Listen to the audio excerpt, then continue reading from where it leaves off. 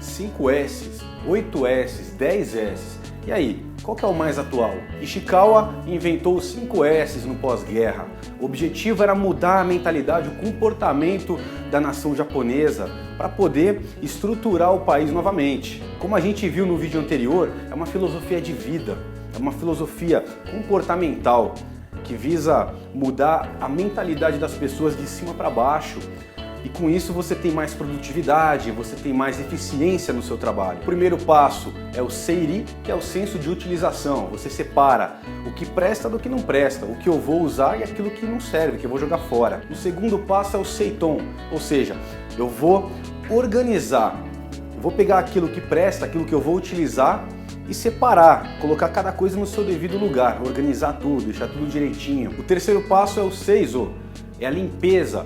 Então, a partir do momento que você organizou, você vai limpar o ambiente. O quarto passo, seikitsu, é a padronização. É onde você vai olhar para trás, ver tudo que você já fez nos 3 sensos anteriores e colocar uma forma de sempre fazer igual. E por fim, shitsuki, o último passo, o quinto S, que é o senso de disciplina.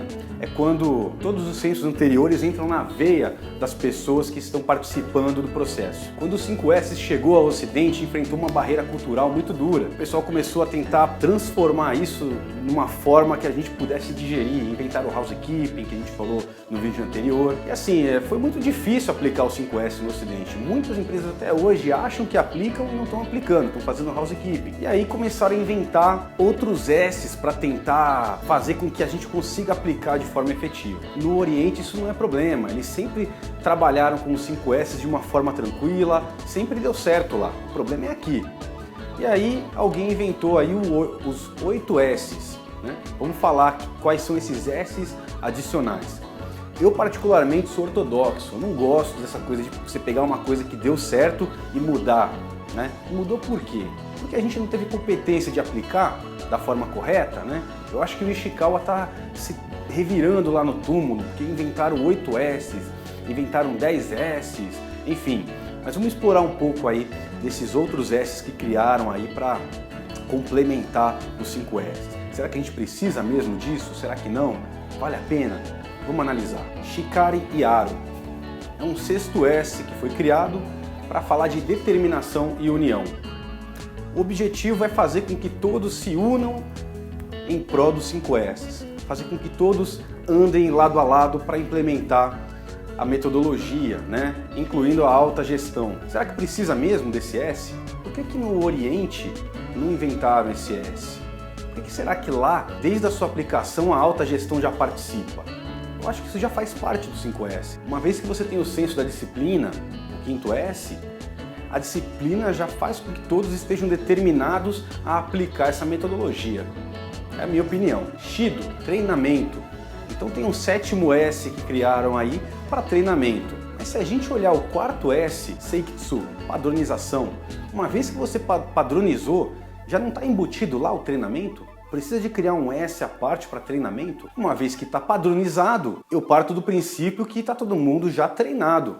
Na padronização você já treina os funcionários da empresa, as pessoas da sua organização, enfim, nesse S já está embutido o treinamento, não há necessidade de um 7º S. Setsuryaku, economia e combate ao desperdício. Ele tem como objetivo reduzir custos e aumentar a produtividade. Mas a partir do momento que eu apliquei os 5 S's, ele já não vai fazer isso? Já não vai reduzir custos? Já não vai aumentar a produtividade?